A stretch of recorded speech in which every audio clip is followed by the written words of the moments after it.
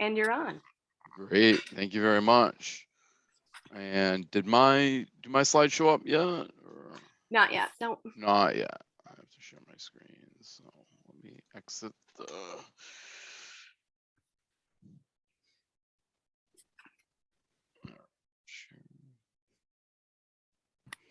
We even practiced this before. Yeah, exactly. So that question about whether you had to have the slideshow started before or after, you have to start it after. Yeah. Here we go, right? Perfect. All right, great. So as Alana said, I'm Jack Hernandez. I'm the Landowner Outreach Forester for the Maine Forest Service. I'm glad to be here tonight. I participated in the Woodland Owners Appreciation Day last fall, and I had a really good time. It was one of the best, if not the best turnout I've ever seen. And it was a really impressive and fun day overall. So when Alana asked if I could speak, I was glad to do so. Here to talk to you tonight about the importance of forest management planning and developing a management plan. So a little bit first about my organization. Many of you are probably familiar with the Maine Forest Service, but we have really three branches. We have protection, which is our forest rangers, and they do law enforcement of a lot of Maine's harvesting laws and other applicable laws in some of the unorganized areas and organized areas. They also act as wildland firefighters, and they do a lot of assistance to the municipalities for battling wildfire here in the state. Policy and management, which is my division. We have the district foresters that are there. We have regional enforcement coordinators, which do a little more in-depth analysis of potential violations of Forest Practices Acts or water quality violations. We have coordinator planners, which is me. So Alana said my title is Landowner Outreach Forester. That's what it is, but I'm technically a senior planner if you look at the state classification. So we have urban and community forestry, which is also another planner, water resources, stewardship, which is mine, and education policy. And we also have a GIS analyst, which is geographic information systems, computer mapping. We also have a forest health and monitoring division, which sometimes referred to as the bug lab. So they also handle forest inventory and analysis. So they can do biometrics, plot measurements. It's a contract with the United States Forest Service to do long-term monitoring of sites all around the state. And then that's done in all 50 states and territories. So we can come up with comprehensive models of what our forests look like and what the compositions are. That's run through that division. They also do a lot of outreach in terms of identifying pests and threats all around the state, such as brown-tail moth, emerald ash borer, are some of the more popular ones, or least popular depending on how you want to look at it, but one of the more hot issues. Our mission is to protect and enhance Maine's forest resources.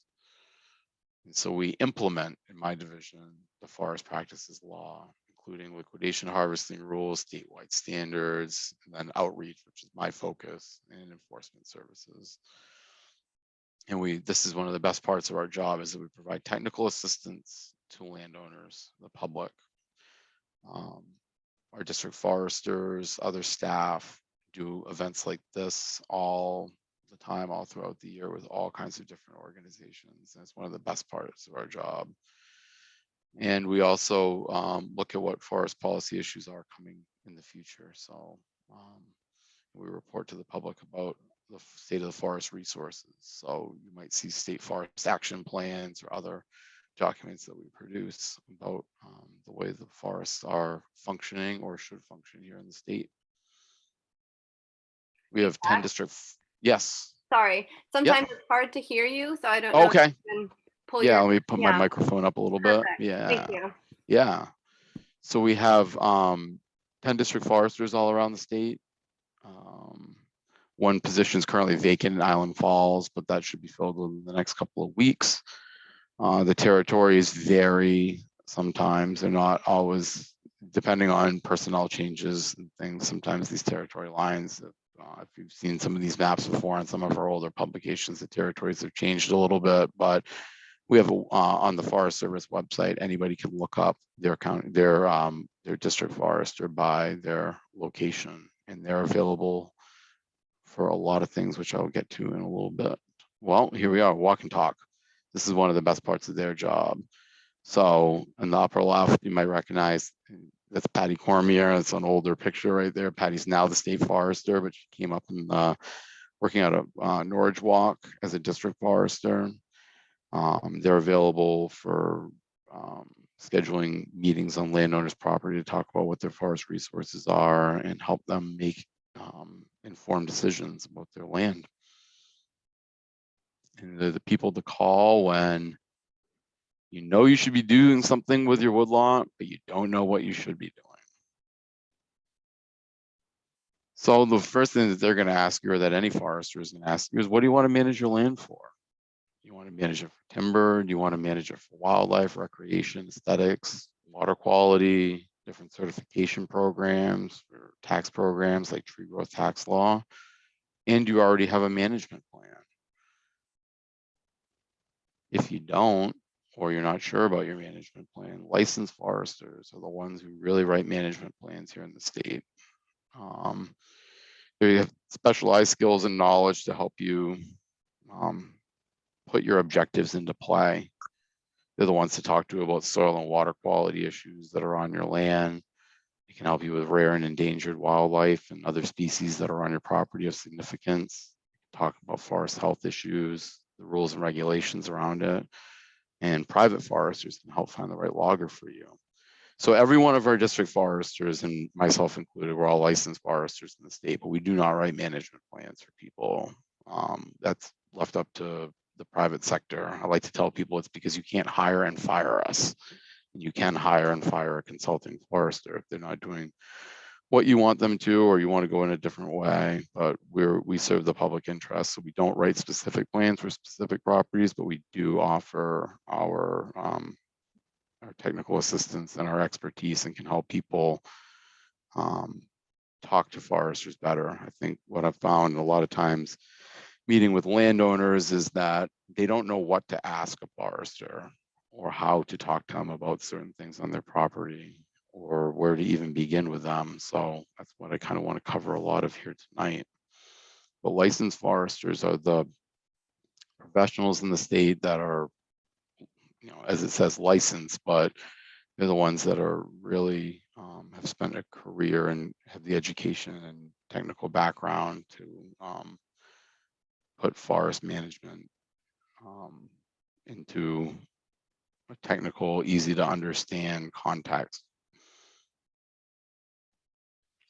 So I like to tell people about forest management plans. We use this for a lot of planning things, but if you fail to plan, you might plan to fail. So what we found a lot of times when people have made really poor decisions, there's nothing worse in a forester's career than getting called out, especially in my role, or I used to do a district forester role too, not in the state of Maine, but elsewhere. Going out to meet with a landowner that had, say, called a timber harvester and not had a management plan, not worked with a forester, and all of a sudden been left with a mess and they didn't know what to do. You kind of say, well, geez, you know, you first called them, you should have been 2 years ago before you called so-and-so. But by not planning leads to sometimes rash decisions that have long-standing implications really on your land. If you think about the Northeast forests, they're slower to grow. They don't have that quick turnaround from a lot of significant disturbances, say like a poor timber harvest. We grow white pine in the Northeast here on average to about an 80-year rotation, and red oak to 120-year rotation.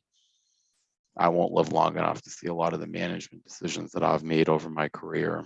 You know, we're temporary inhabitants of the land, and sometimes it's really easy to forget that. And it's not to say that your land, you can't get some financial return on that and see some management decisions, but it's important to remember the larger context that some poor decisions that may result from a lack of planning can be easily avoided and might likely never be corrected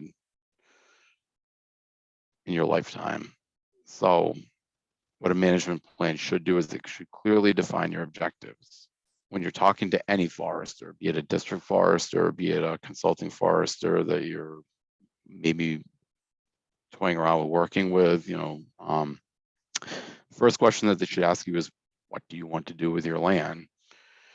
Be wary of the person that comes in and says, we can do this, that, and leads off with a bunch of things. Sometimes it's because they have seen it and they know. Other times it's because they have maybe a specific angle or a bias towards some things, but they really should be asking more questions from you than you are necessarily from them at the beginning. That's not to say that you shouldn't ask them a lot of questions too, because you should, but they should really be asking as many from you about what you want to do and what's important to you.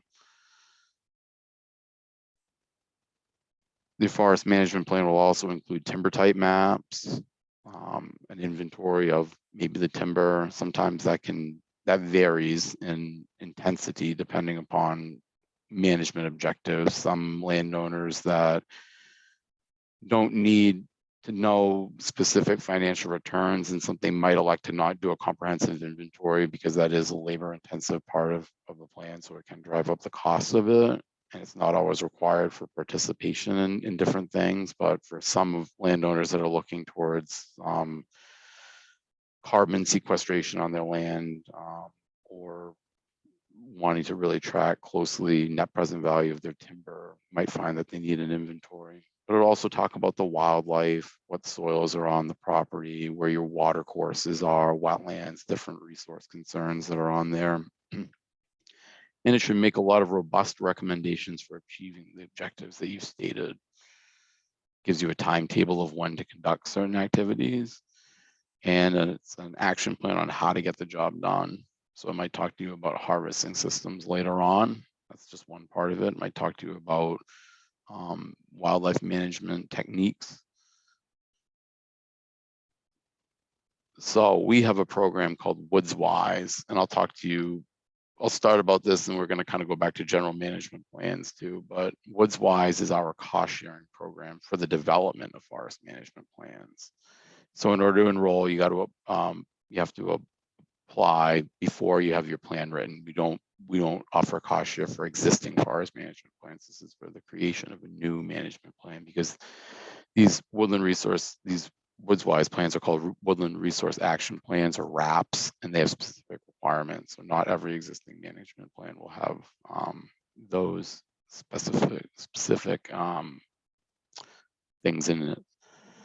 You have to pick a forester from the stewardship forester list, and there's a link there. And I've told Alana I'll share the presentation and all the links later on so she can distribute it to everybody. So you guys can, if you're interested in this, you can just click instead of trying to write stuff down.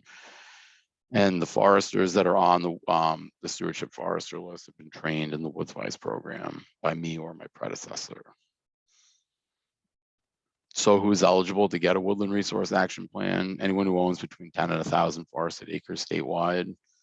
And it can be individuals, it can be family ownership, or it could be a land trust, or certain types of businesses. So businesses that are excluded from it are those who are tied to the wood producing industry, and most of those exceed the 1,000 acre maximum anyway. For-profit corporations, as long as they're not tied to the woods industry, they can qualify in some instances. But landowners and individual, so trusts, family trusts is another popular one, because land trusts on there, some homeowners associations, if they have an aggregation of some common land.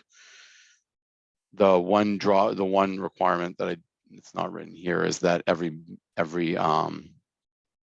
within the ownership has to be in agreement, like it is with the tree growth. Any of you are familiar with the tree growth tax law, it has to be a consensus agreement, a unanimous consensus agreement on management goals. That's what the application looks like. So we require your name, social security number, some information about where the property is, what the ownership type, and what you want to get developed. So there are two, we're funding right now 2 different reimbursements on it. If you own between 10 and 50 acres, we'll pay up to 50% of the actual plan costs, not to exceed $250. And if you want to wrap on a property that's over 51 wooded acres, it's again, it's 50% of the actual plan cost, and it's factored at $5 per wooded acre. So for 51 acres, it would be $255. For 300 acres, it would be you suddenly can't do math all of a sudden. So 100 acre, so 100 acres would be $500 would be the cap on that. So $1,500 for 300 acre wood lot. But it factors to the 50% of the actual plan cost is the more important part of that. But these are the second part of it is the not to exceed amounts, because we do have a cap on it. Landowners who are in the program sign a stewardship pledge and basically makes their commitment known to the stewardship principles. And so stewardship principles are you're going to be exercising good stewardship on your land. You're going to be preserving the resources. You're going to protect them. You're going to enhance the land and really show a commitment to it. And that you're going to maintain the activities for a minimum of 10 years. And that's what you get. That's what you have to, that's your pledge in terms of receiving the technical and financial incentives for participation. So getting back to a forest management plan, that's just a little primer about what our stuff is. But this is, if your woodlot isn't in a program such as tree growth tax law, then it's not required, but it's highly recommended that you should have a management plan for your woodlot, and that they identify your objectives and give you a clear path to achieving them, and that a well thought out plan is a starting point, really, and then a guiding document it should be referenceable. It should be something that you're able to go back to after time again to figure out where you are in the cycle of the plan or in the timeline of it, and what you should have been doing by that point, what your expectations can be, what they are for coming expectations.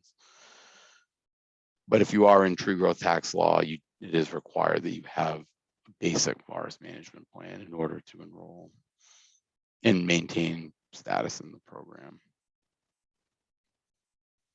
So how do you define objectives? I mean, it can be as simple or as hard as you want it to be. Here's just a quick example. Mr. Smith wants to grow timber sustainably. Sounds pretty vague, right? But you can also get it more specific. He wants to encourage multiple use management throughout his woodlot.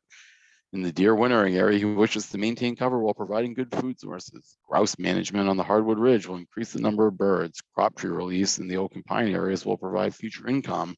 Trails will be kept clear in some of the areas for ATV riding and cross-country skiing. Rotten logs will be kept for mushroom propagation. So you can go from the vague statement of growing timber sustainably to something that hones in on specific resources. You can also list out different ones in a bulleted fashion on there. It's something to discuss with your forester. You can rank your objectives. So multiple use management, this is my favorite tool as a forester. I like to use a soundboard analogy. So if you think about a recording studio, you have an engineer and he's sitting at a soundboard and he's moving the dials up and or the levers up and down and adjusting how the recording is going and adding a little bass here and maybe taking out a little treble there or something to get the song how he wants it. Really use that with multiple use management. I like to tell people that within certain expectations, you really can have it all on your woodlot. You might not be able to have it all in the amounts that you wanted to, hence the soundboard. Maybe you have to take something out and to increase something else in order to make that song sound right. But that you really can have it all. There are very few direct competing interests in forestry, including timber harvesting. So it really bases on conservation principles. The fundamental idea under multiple use management is that you are conserving the wood resource for consumption, for the production of fuel or fiber. But you can balance that with wildlife, recreational opportunities, both consumptive and non-consumptive on your land. So from hunting and fishing, being consumptive resources to cross-country skiing, snowshoeing, mountain biking, all kinds of different other recreational activities, the aesthetics of how it looks. Some people like woodland retreat, which can also be called solitude in some plans, soil and water quality, and then also the immersion or the use of forest related businesses, so maple sugaring being one of them. I've seen forested yurts, I've seen all kinds of different things that require, you know, a presence in a forest, but can be managed alongside timber too. So multiple use management really is an excellent tool in order for planning. And what the primary, I really put timber at the forefront for that, because as you know, as landowners, it is expensive to own land. You're carrying the cost, the taxes and the maintenance and different things that are in there. So having some extra money to plow into certain things here and there sometimes isn't really in the budget. But if you do balance it with sustainable timber harvesting, you can sometimes use some of the revenue to come back to do other management objectives on your land, or you can tailor those timber harvest, like in the case of, say, wildlife, where you're looking to make some openings for songbird habitat, where the timber revenue is maybe not the primary generator, but it's really nice to get off of that, you know, to get that back from the implementation. But the objective is achieved through timber harvesting. So it really, the best way of putting multiple use management is that just about everything that occurs in the forest is interconnected. So when you're playing, you'll see some timber type maps, and they'll delineate the stands and say what's there. So any non-forested areas would be excluded. And they can be simple too. They can look like that. They can run from a GIS map that was generated on a computer that has an overlay to just a hand-drawn map as well. The hand-drawn maps are kind of moving out of fashion a little bit, but most foresters are using GIS now. But it should have clear identifications on there so you can orient. You know, you want to have a north arrow, and you want to have your roads marked out and what the stand types are, and a small description. It should be referenceable to other places in the plan. Your inventories, it should give you this is a pretty comprehensive inventory. Some management plans will have charts and graphs and all that. Other ones may just have simpler descriptions talking about rough estimations of basal area, which is the amount of trees that are growing on an acre, or sizes of timber, things along that lines, depending about how intensive the analysis of the property was and what the management objectives were. But a soil type map is on there. That's required in a RAP plan as well. Most people are using Web Soil Survey, which is a product of the U.S. Geological Service. It shows where all the different soil types are throughout all the states, including Maine. And soil types they really do, you find, as you look at, I wish we could zoom in on this map a little bit better, and zoom's not despite its name, zoom isn't the place to zoom. If you can, on the maps, you can see that the soil types change on the right hand image. The soil types change, and if you can kind of see the foliage underneath the differentiation in the trees, they roughly follow the same, you know, delineations right there that some of the stand types end. So some soils are productive for pine or oak and not so much for hardwoods, and vice versa. So that's why soil type, and they also lead to operability concerns about whether you can get heavy equipment and certain other activities in there. So it's important to have that identified, and any forest management plan should make reference to these. But here's the most important part of a forest management plan. You know, in addition to your objectives, is how to achieve them.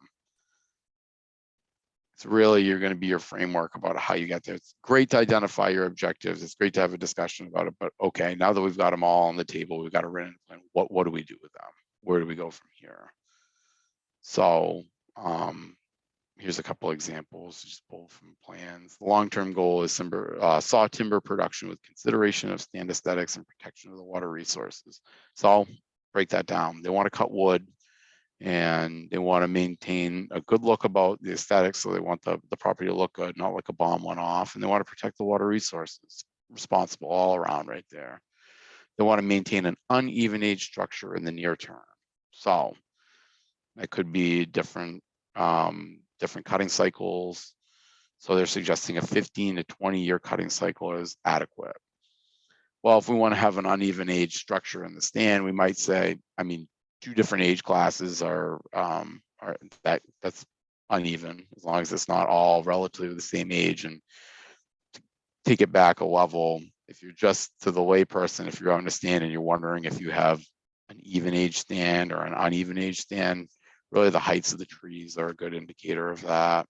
If you see trees of varying heights, especially above 16 feet, so you have some trees that are in the 16 to 20 foot class, and then some that are in 40 to 50 and 60 and above, then you really do have an uneven age stand. If you go out there and everything's all about 80 feet, it's one age. Even if there are some scattered little regeneration, so smaller trees coming in underneath it, really you want to look at that overstory, the tallest trees right there, and you want to see if there's some variability in that.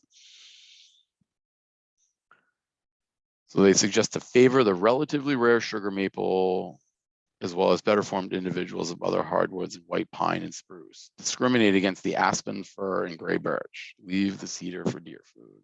It's a fancy way of saying they want to grow high quality sugar maple trees out there and other hardwoods and pine, because those are the valuable species, spruce as well. And discriminate against the aspen, fir, and gray birch. Cut them. They don't want to see those come back in the stand because there's limited commercial value to those. They do add some wildlife value. So here you're looking at the objectives. He said they said that the long-term goal is saw timber production. So right down to the end right there, it makes good sense going this is a whole consistent recommendation all the way through. It's favoring saw timber is the production that they want. And they're talking about the valuable species as a way to promote those, as a way to achieve that saw timber production, and to discriminate or eliminate the ones that aren't going to produce that. And cedar for deer food, that helps with they don't mention a wildlife objective in here. What they could add on to that recommendation there is they could talk a little bit about the protection of the aesthetics and the protection of the water resources right there.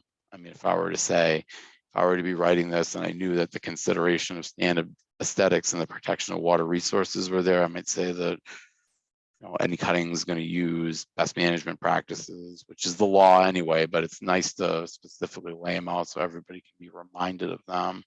And for aesthetics, you might say that selection is going to be important about the way the aspect looks from certain areas of the stand. So if you're standing on the landing and you're looking out towards your favorite view shed, you don't want to see, you do not want to see, a lot of sunlight over there or larger trees removed. So that's just about the forester understanding what the landowner's real objectives are, about diving deeper into that, trying to suss out how they really do want it to look, about whether they want to include that or not. There's another one to consider: a harvest within 5 years. Reduce the stocking to be closer to the recommended level of 70 square feet per acre of basal area. Remove 25 square feet of basal area, which is the equivalent of 27 cords. Income will be based on markets at the time. Maintain an adequate buffer strip along the stream and check legal restrictions within the buffer zone before harvesting. That's a lot of forester talk right there, but so stocking, I touched on it just a little bit. 70 square feet of basal area. So basal area, if you were to picture a tree stump and you were to sever the tree stump off, we could take a ruler and we could measure what the diameter is, or get the radius, go pi r squared, take you back to, I don't know, geometry, and figure out what the area is of wood on that. Oh, that would take a long, and if you harvest every tree within an acre and you measured them all and you aggregated it, you would start to get to square foot on that. We have some sampling tools as a forester. An angle gauge is one of them. You might have seen foresters on, if you've ever followed a forester around, we use that or a prism, and we measure a certain number of trees. And if we can measure a certain number of trees, each one of those represents a certain square footage, and we can figure out what the running average is for the stand. And then over lots of research over centuries or decades at least, we found what the optimal stocking is for certain species. They need room to grow. So trees need soil to root in, they need water, they need air, they need sunlight, and they need space. That's really one of the main limiting factors is space. So if we can, for here, we want to reduce the stocking to be closer, they say, to the recommended level. So they've gone to a stocking chart. The forester has gone to a stocking chart for whatever species they're trying to grow there. And they've determined that 70 square feet is the optimal. And they know that right now so they're saying to remove 25 square feet. So they probably have 95. And they've done an inventory out there so they can give the landowner an idea of what's going to be harvested on a per acre basis. And so it says smart to put in that income will be based on markets at the time, because this plan is usually written in advance and we don't have a crystal ball as to what the markets are going to be doing. So sometimes to put actual dollar figures to that it's not really appropriate. But a landowner knowing that you'll be removing roughly 25 square feet or 27 cords per acre, you can line up what the current prices are and have a decent idea about what they're going to get in terms of revenue.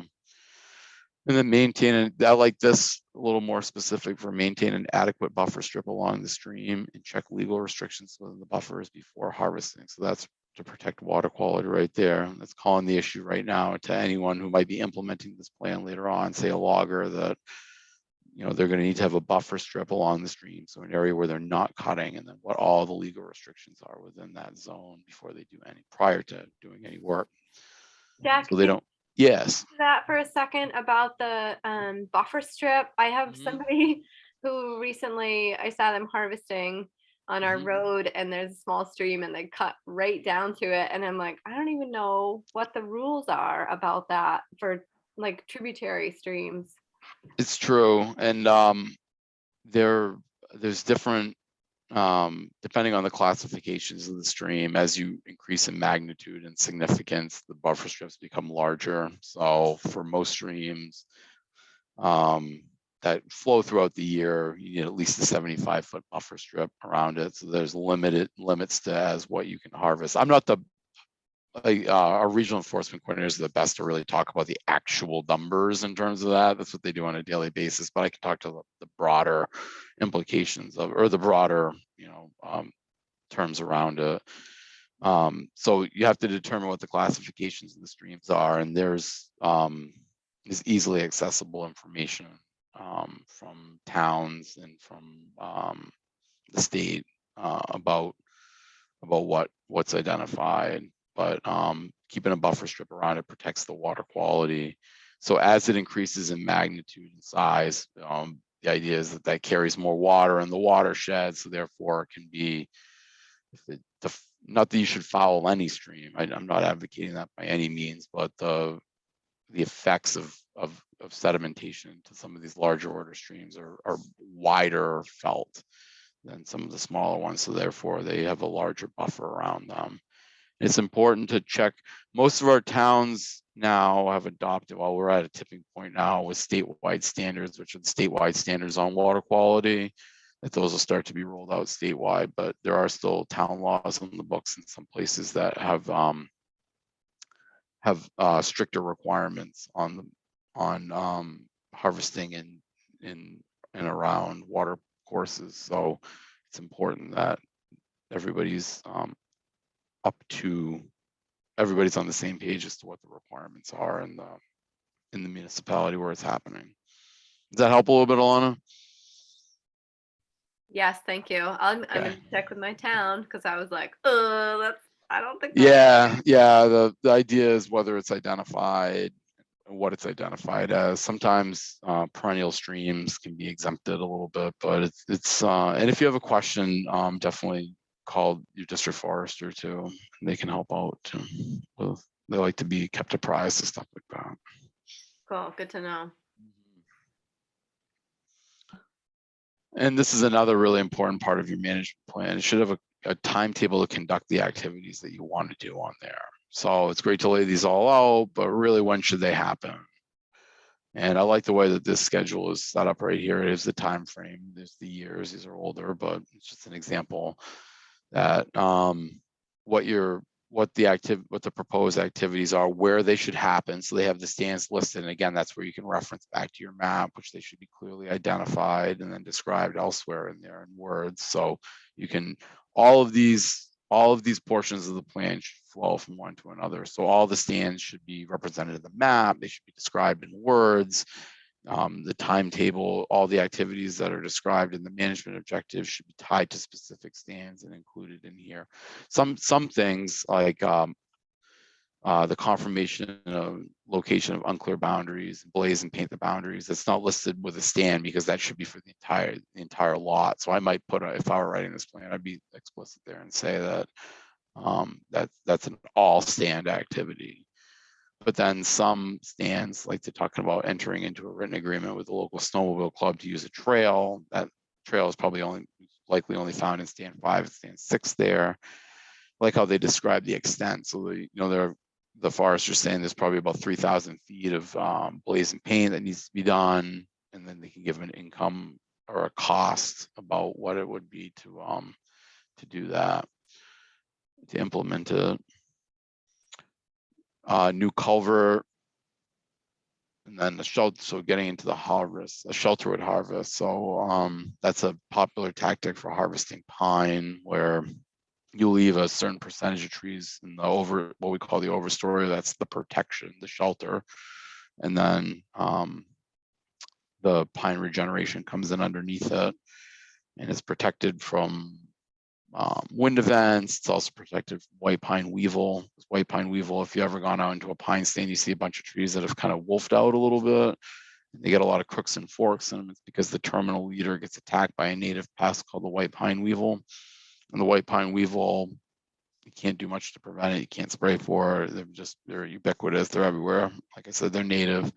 But they prey on the terminal leader of a pine, and when they eat that terminal bud, that's the only on a pine tree. It's got one place that's growing straight up. So when that gets terminal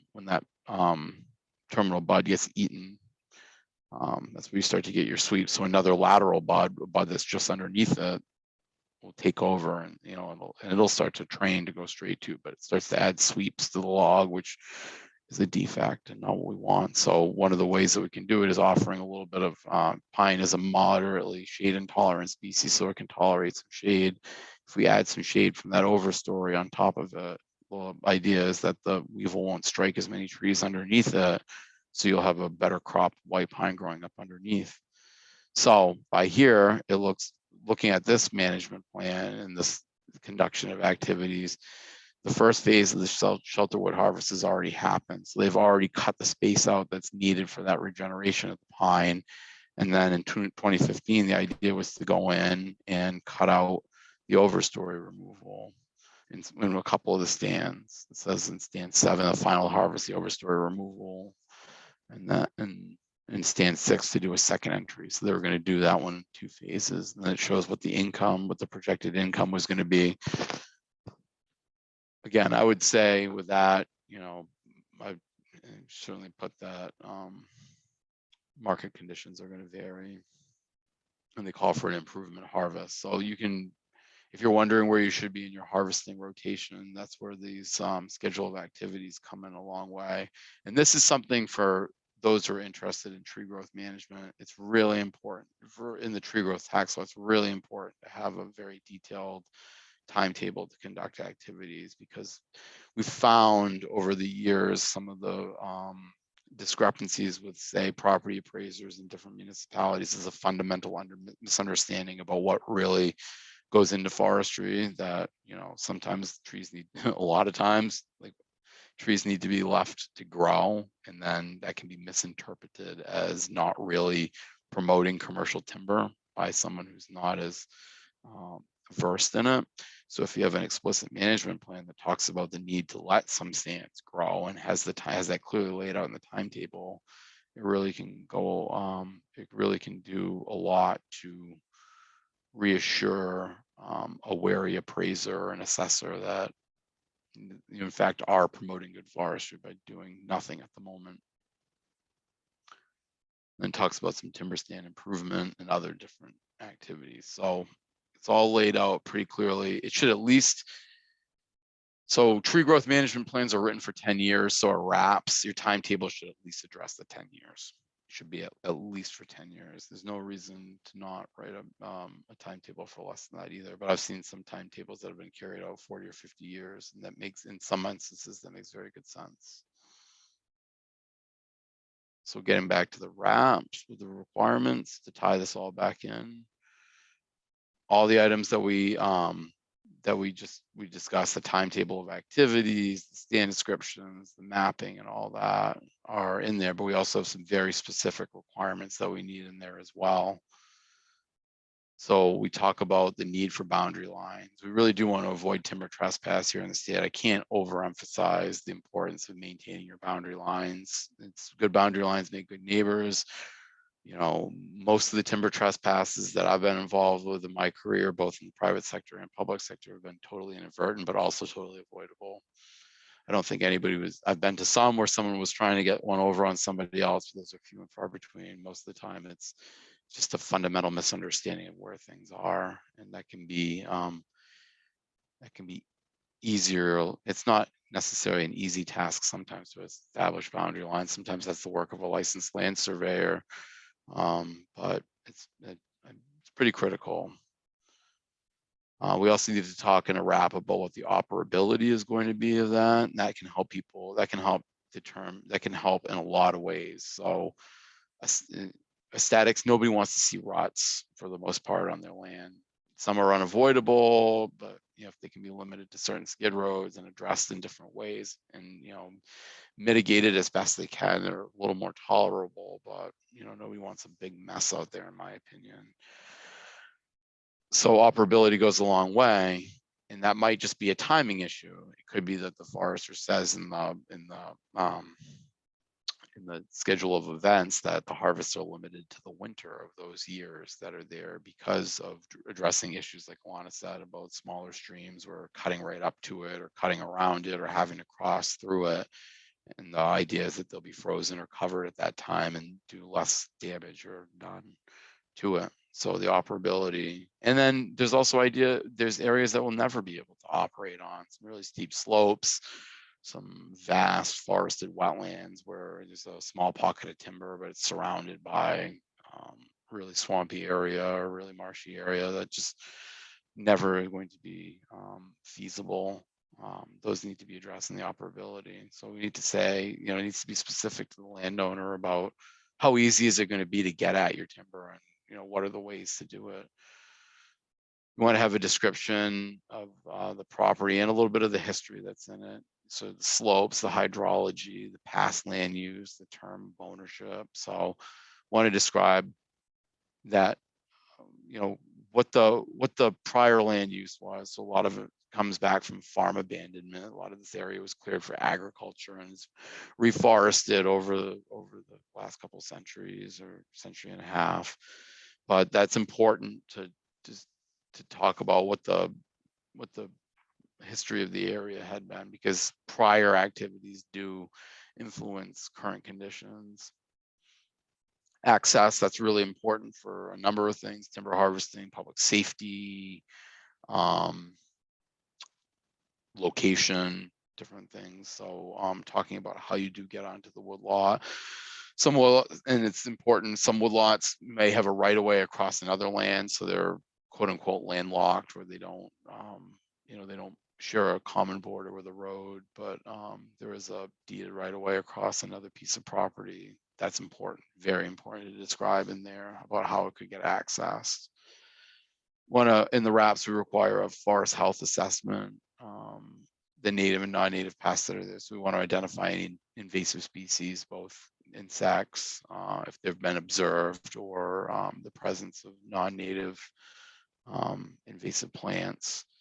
damage from other harvests or weather, that's another thing. So you might see a lot of mechanical damage. There could have been an ice storm that had gone through within the past couple of years. It still is expressing itself through broken tops and other things. So we kind of want to know what in a wrap what the overall health of the forest is and what the best management practices are for protecting the water quality. We've talked about the importance of that. So that's definitely explicitly described in a wrap. And then what the future stands are, what people want to do with it. We include a bunch of legal items in there. We do want to, if there are any deed restrictions or easements, sometimes there could be a conservation easement on the property, which may or may not allow for timber harvesting. So that would need to be made clear in a management plan. Sometimes it's not always clear to the current owners about what a deed restriction from past ownership is there, but it's really incumbent on a forester to do some research on what the deeds look like. For tree growth, we mentioned we do have, these are all these bullets here are just standard language that's included in the wrap plans, and it's mostly provided by me at the Forest Service. So for our stewardship foresters to include, we talk about the tree growth, tax law considerations, which I can get to later if people have specific questions about that.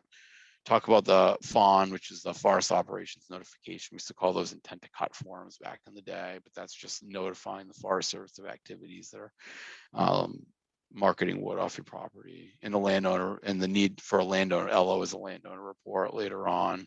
So landowner reports are just, they're a document that's submitted to the Forest Service that just basically describes what came off of the property. We do like to track what the markets are, and that's one of the best ways that we can get it through landowner reports, and they are required. Clear cutting, talk about what the clear cutting laws are. We don't want to see anybody inadvertently violate clear cutting standards. Water bodies, so shoreland zone, we talked to SWS statewide standards, and LUPC is it used to be called the Land Use Regulation Committee. I can't remember what their acronym means now, but the basically unorganized territories might have different requirements. So depending on what kind of water body you are, if it's unorganized, it is statewide standards, and it's all regulated through LUPC. And some municipalities have specific shoreline zoning requirements around streams and other water bodies. So those would be described in there if there were any, what the state requirements at a minimum were, and if there were any local enhancements to it. We also want to see we also talk about what significant wildlife habitat or essential wildlife habitat is, and if it's found on there, and then if there are any threatened or endangered species. And then LQH is the liquidation harvesting laws, and anybody who's participating in the stewardship program can't be a liquidator, because you are pledging that you're going to own the property for 10 years and maintain it. And liquidation harvests or anything but that, it's cut it and sell it. That's not what the program's all about.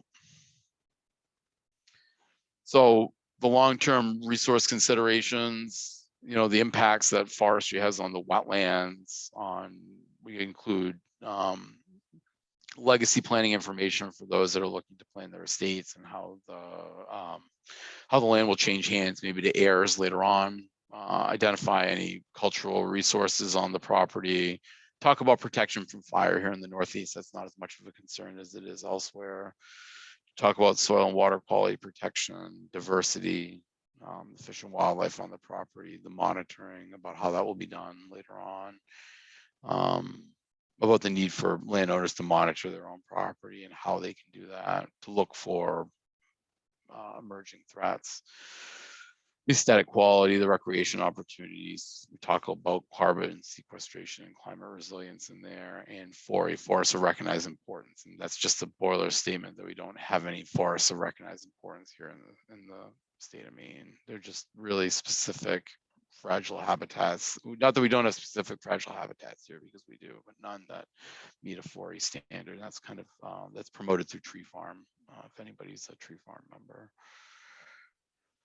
Other programs, just talking about Tree Farm System, it's another recognition program that requires a management plan as well. they have specific requirements for it. If anyone's interested in that, they can contact me directly. I'm the vice chair of the tree farm program here in the state of Maine. It's a good landowner recognition program as well.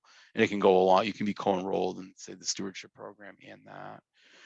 The Natural Resources Conservation Service is part of the U.S. Department of Agriculture. It's called NRCS, their acronym or their short name. They work with agricultural producers and forestry falls within that to offer cost share assistance beyond, say, management planning, and all state recognized plans, such as the RAP that I mentioned before, my management plan that my program runs, are considered eligible to apply for, open you for eligibility to begin to apply for cost share to do different practices on your property. So they have a specific set of requirements, and I'm familiar with a lot of them, but not all of them, so I can't speak exhaustively on that, but I can make people aware of the broad strokes of the program. So they run a program within it called EQIP.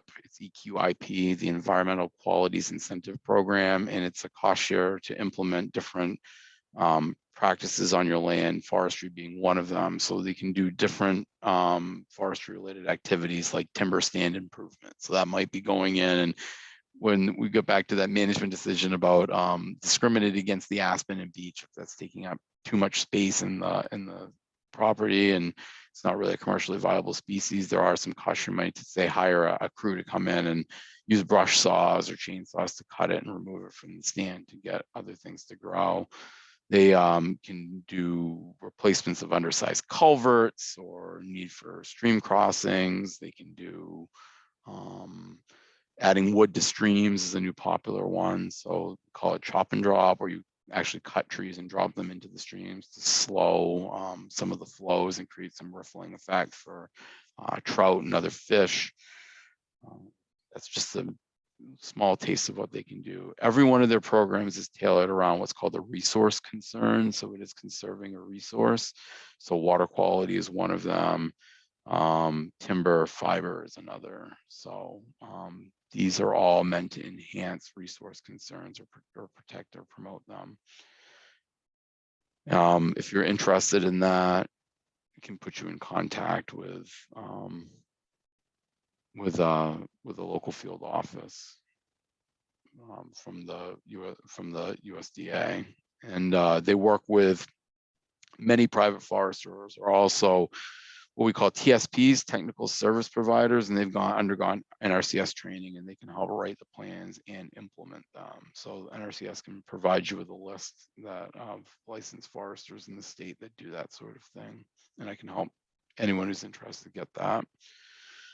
The tree growth tax law here in the state of Maine, like we referenced it earlier, it's a program, it's a conservation program, really. It's meant to preserve forest land. Forestry is widely recognized as a vital economic generator here in the state of Maine, pumping billions of dollars and into the local economy, into the statewide economy every year. And the need to preserve forested land in order to promote that industry is recognized. And so forest landowners can enjoy, forest landowners who wish to promote commercial timber on their land eventually. There's a common misconception. I'll just lay it out in plain language. A lot of people think that it forces them to cut trees. And in one way, it does at some point force you to cut trees. You are expected in your participation in the tree growth tax law program that you will harvest commercially on your property at some point in time. That's not, but the misconception is that someone from the Forest Service is going to come out and tell you to do it. Someone from the Maine Revenue Service is going to come in and tell you to do it. Someone from the town is going to come out and tell you to do it. That's far from it. We're not here to make individual management decisions on people's property and micromanage people's management decisions. One, we don't have the capacity to do that, nor the desire. So we leave it to responsible landowners to form their own idea of when they're going to harvest, and we expect that they're going to use they have to use a licensed forester. A licensed forester has to prepare the plan and sign off on it in order to enroll in the program. We expect that they'll follow their recommendations and guidelines. That said, if you have a management plan that specifically calls for harvesting timber and there's no really good reason why you're not doing it, it's pretty sure you do stand a good chance of being found not in participation with the program. We understand about market conditions and other things like that, and the need to let things grow over time. But if you have a commercially viable stand, the only reason you're not cutting it is because you don't want to. You're not really a great fit for the tree growth program because you're not really contributing to the forest products industry.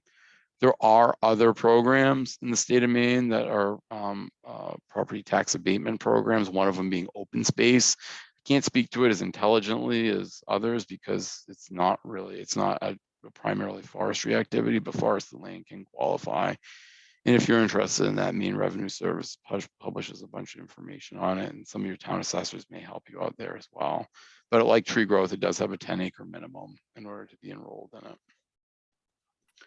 There are also conservation easements, which can be held by different organizations. Land trusts are a popular one.